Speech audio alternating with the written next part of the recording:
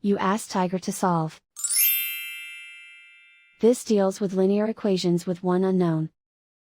The final result is a equals 1 over 2. Let's solve it step by step. Simplify the expression. Expand the parentheses.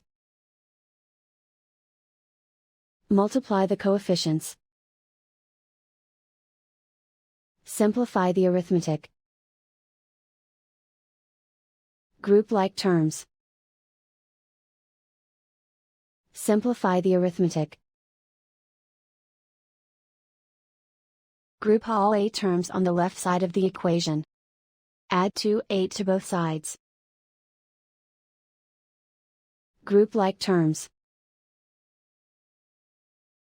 Simplify the arithmetic. Group like terms. Simplify the arithmetic. Group all constants on the right side of the equation. Subtract 7 from both sides. Simplify the arithmetic.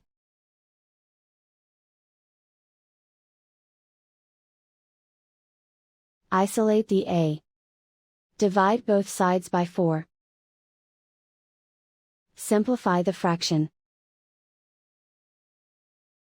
Find the greatest common factor of the numerator and denominator. Factor out and cancel the greatest common factor.